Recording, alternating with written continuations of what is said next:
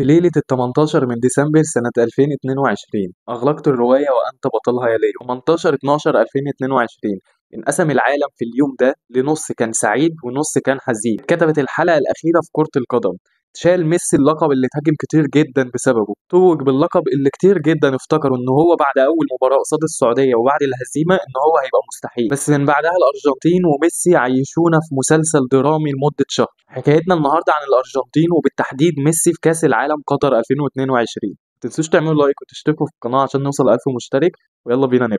الارجنتين والسعودية، اول ماتش للارجنتين في كاس العالم والانظار كلها متوجهة ناحية ميسي واول مباراة لميسي وغالبا المونديال الاخير لميسي. يا ترى هيعمل ايه في المونديال ده؟ بس للاسف الارجنتين في الماتش ده خسرت قصاد السعودية 2-1 في ماتش كان تاريخي ويوم كان مميز جدا لكل العرب في قطر ساعتها في اليوم ده.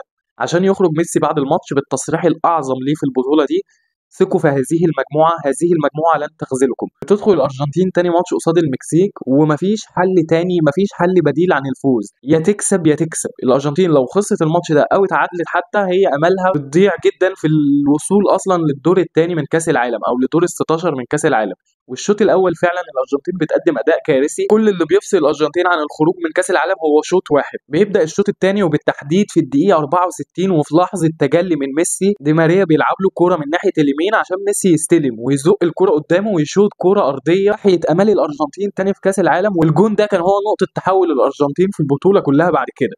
ما بيكتفيش ميسي بالجون ده، بيعمل كوره لانزو او بيباصي كوره لانزو فرنانديز اللي كان ساعتها هو لاعب صاعد ما كانش حد يعرفه ساعتها. انزو فرنانديز بيسجل جون بيثبت بيه اقدامه لباقي البطوله كلها ان هو هيشارك اساسي. قدر ميسي في الماتش ده ان هو ياخد جايزه رجل المباراه.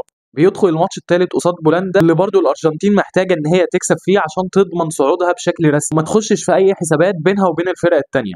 ويكفي ان اقول لكم ان في الماتش ده ميسي ضيع ضربه جزاء والارجنتين كسبت 2-0، ما سجلش ولا صنع، بس ميسي خد رجل المباراه. الماتش كان ملحمي لميسي عشان هو عارف ان الماتش ده زيه زي ماتش المكسيك، هو ماتش حياه او موت، لانهم برضه لازم يكسبوه عشان يضمنوا الصعود بشكل رسمي. وانتهت المباراه فعلا بفوز الارجنتين 2-0 على بولندا عشان تصعد لدور ال 16 وتقابل فيه استراليا في ماتش الكل قال عنه ان هو ماتش سهل. الارجنتين ضامنه فيه صعودها بنسبه كبيره وهتقدر ان هي تكسب 3 و4 وتخلص الماتش من بدري، بس ده ما كانش صح. واستراليا لحد اخر دقيقه كانت قادره ان هي تقرف الارجنتين. وانا فاكر الماتش ده بالظبط، ايميليانو مارتينيز صادت كوره في اخر دقيقه في الماتش كله، بس رغم كده ميسي برضو قدر ان هو يسجل في الماتش ده جون جميل جدا، بياخد برضو جايزه رجل المباراه في نفس الماتش عشان يقدر ان هو في اول 4 ماتشات يكسب جايزه رجل المباراه 3 مرات منهم، وتصعد الارجنتين لدور الثمانيه عشان تقابل في دور الثمانيه هولندا. ماتش قبل الماتش ما كناش نتخيل ان الماتش ده هيكون ماتش من احسن ماتشات المونديال، ومش هبالغ لو قلت ان هو بالنسبه لنا هو احسن ماتش في المونديال بعد النهائي. ماتش ملحمي، ماتش درامي، الماتش اللي تحول فيه ميسي من شخص ما بيعملش مشاكل، شخص طيب،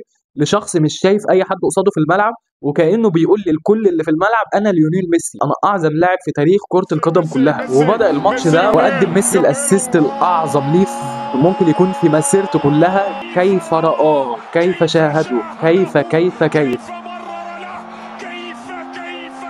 اسيست اذهل مشجعين الكوره في العالم كله، واسيست لحد دلوقتي كلنا لما بنتفرج عليه بنقول ازاي ميسي شافه وازاي ميسي لعب له الكوره بالدقه دي. وما اكتفاش بكده، ميسي قدر ان هو يسجل جول من ضربه جزاء عشان يحتفل الاحتفال الاشهر في كاس العالم، احتفاله قصاد لويس فان خال اللي كان واضح جدا ان ميسي بيكرهه كره شديد جدا بسبب احداثه السابقه مع ريكيلمي. ومن هنا بقى تقريبا او من بعد اللقطه دي بشويه بدات الخناقات بين الفريقين، دول يشوطوا الكوره على دكه دول ودول يضربوا لعيبه دول، وبدات الخناقات وبدا من هنا الماتش يتوتر اكتر واكتر لحد لحظه نزول في جورست اللي بعد نزوله ب5 دقائق بس قدر ان هو يسجل الجون الاول واحيا امال هولندا من جديد. وما اكتفاش بكده، قبل الماتش بثواني قدر ان هو يسجل الهدف الثاني في سيناريو درامي، ويروح الماتش لضربات الجزاء بعد نهايه الاشواط الاضافيه بالتعادل عشان يسجل ليو وباريدس ومونتييل ال3 ضربات جزاء بتاعتهم.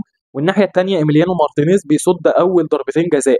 بيدخل بعديها انزو في ضربه الجزاء الحاسمه اللي كان المفروض لو سجلها الماتش هيخلص، بس بيضيعها انزو عشان يحيي امال هولندا من جديد، بس بينهي على الامال دي لوتارو مارتينيز في ضربه الجزاء ال5. ومن بعد ضربه الجزاء دي شفنا لعيبه منتخب الارجنتين وهي بتحتفل قصاد لعيبه هولندا، وشفنا الاحتفال الشهير لاوتاميندي للعيبه هولندا في ماتش ممكن يتصنف ان هو مش ماتش، هو ممكن يتصنف ان هو فيلم من اعظم افلام الدراما اللي ما انتهاش بنهايه المباراه، لا ده بعد الماتش كمان حصل مواويل للماتش ده. ومش هننسى طبعا الكاميرا واو الشهيره لميسي اللي قعد يعملها في جورست بعد الماتش وفي اللقاء الصحفي عشان ينتهي الماتش وتوصل الارجنتين لنص النهائي قصاد كرواتيا في ماتش قدرت الارجنتين ان هي تخلصه بدري بدري، قدر ميسي يسجل هدف، قدر كمان ان هو يصنع جول لالفاريز بعد ما كنس جافارديول وراه في ماتش ممكن يكون ما كانش اصعب حاجه على الارجنتين، ومن خلال الماتش ده بقى توصل الارجنتين للنهائي. احنا لو كنا بنقول على ماتش هولندا ان هو فيلم درامي، فماتش فرنسا ده هيتقال ان هو ماتش خيال علمي. الماتش بكل الاحداث بتاعته كانت حاجه من وحي الخيال. خلونا نبدا الماتش ان الارجنتين بدري بدري اتحسب لها ضربه جزاء، قدر ميسي ان هو يسجله. بعدها على طول الارجنتين من مرتده مثاليه قدروا ان هم ينفذوها بشكل عالمي، وبيقدر دي ماريا ان هو يكمل المرتده دي وينهي الهجمه دي بفينش، ولا اروع فينش عالمي، عشان كلنا نقول خلاص بقى الماتش خلص والارجنتين هتتوج بكاس العالم اخيرا، وميسي هيقدر ان هو يكسب كاس العالم بعد سنين المعاناه دي. والماتش بيستمر تقريبا لحد دقيقه 80 على نفس المنوال ده، بس من هنا بقى بيرفض امبابي ان هو الماتش يخلص بالسيناريو ده، تتحسب ضربه جزاء لفرنسا، بيخش امبابي يسجلها عشان بعدها على طول بيسجل الهدف الثاني. انه نشوف ميسي في لقطه شهيره كان على وشك ان هو ينزل على رجله، بس تحسه فاق وفي لحظه افتكر ان هو خسر كاس العالم قبل كده وكل المعاناه اللي قابلها بعد الخساره دي، وان هو لا المره دي مش هخسر، وقام تاني على طول عشان يستمر الماتش الدرامي ده. نروح للاشواط الاضافيه اللي دراما اكتر واكتر من الماتش. الارجنتين كعادتها بتنفذ مرتده حلوه جدا، ميسي بيدي كره لوتارو اللي بيشوط الكوره بس بتتصد وبتترد لميسي في الستة ياردة قدام الجول، ويشوطها ميسي بس بيطلعها كوندي، عشان كلنا في ساعتها مش عارفين ايه اللي حصل. الحكم صفر مش عارفين هو حسبها ولا لا، عشان نتفاجئ ساعتها ان في حاله شك ان هي تكون تسلل، بس فاران طبعا كلنا عارفين القصه غطى التسلل ساعتها، وشفنا فرحه ميسي بعد ما اتاكد ان هي الكوره مش تسلل، لان ميسي شاف الكوره وهي بتدخل. وفي الوقت ده برده كالعاده كلنا قلنا ان الماتش خلص، سيناريو ولا اعظم سيناريو ما كانش حد يتخيله ان ميسي يجيب جونين ويطلع هداف البطوله ويكون هو المساهم الاكبر في النهائي ده. بس كالعاده فرنسا وكيليان امبابي بيرفضوا ده، وبيسجل كيليان امبابي الجون الثالث برده من ضربه جزاء، لحد ما بتيجي الدقيقه اللي بالنسبه لي وبالنسبه للمشجعين كلها قلبت موازين كره القدم في التاريخ. دقيقه 122 و42 ثانيه، الدقيقه اللي وقفت قلوب كل اللي بيشجعوا الارجنتين وكل اللي بيحبوا ميسي. انفراد كولو مواني قصاد ايميليانو مارتينيز، والتصدي الاعظم في مسيره مارتينيز، التصدي الاعظم في تاريخ كاس العالم كله، التصدي اللي زي ما قلت هو قلب موازين الكوره في تاريخ كره القدم. لولا التصدي ده كان ميسي خسر النهائي الثاني لكاس العالم. كان لسه لحد دلوقتي الناس هتناقش فكره ان هو مش اعظم لاعب في التاريخ، ازاي اعظم لاعب في التاريخ ما يقدرش يكسب كاس العالم، لو اني انا وكل اللي بيحبوا ميسي ومعظم جماهير كره القدم شايفين ان ميسي ما كانش محتاج لكاس العالم ده عشان يثبت افضليته على مر التاريخ عشان ينتهي الماتش. دخل ميسي يسدد الكره الاولى في لحظه قلوبنا كلها وقعت فيها ان ميسي ممكن يضيع الكره دي، وهو بالفعل شاطها بطريقه غريبه جدا. لوريس لو ما كانش راح الناحيه الثانيه كان هيصدها بسهوله قوي. وبتضيع فرنسا بعد تسجيل امبابي ضربتين جزاء على التوالي، بيسجل ديبالا وباريدس بعدهم عشان يدخل مونتيير. التعليق الشهير اللي كلنا سامعينه في وداننا دلوقتي.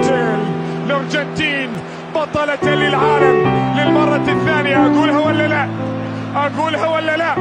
الارجنتين بطلة للعالم للمرة الثالثة، اقولها ولا لا؟ الارجنتين انها تتوج بكاس العالم بقيادة ليليا. وما اكتفيناش باللحظات التاريخيه، اللحظات اللي لحد دلوقتي بنفتكرها، لا اللحظه اللي كان بيشيل فيها ميسي كاس العالم، وتعليق الشوالي الشهير اللي برضه لحد دلوقتي كلنا بنسمعه بيرن في ودنا: شيل شيل شيل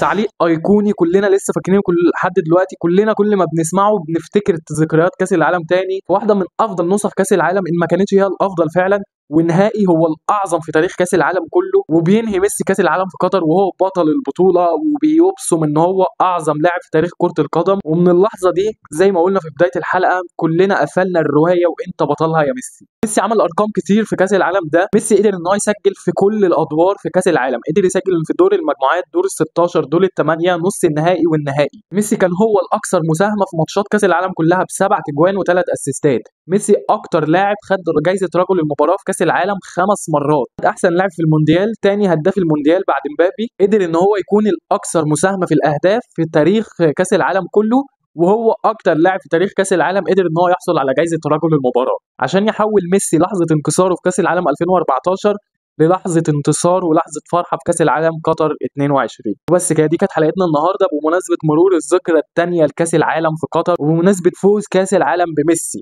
مش ميسي هو اللي كسب كاس العالم. لو الحلقه عجبتكم ما تنسوش تعملوا لايك، تشتركوا في القناه عشان نوصل القناه 1000 مشترك. وبس كده، دي كانت حلقتنا النهارده، ونتقابل ان شاء الله في الحلقات الجايه. سلام.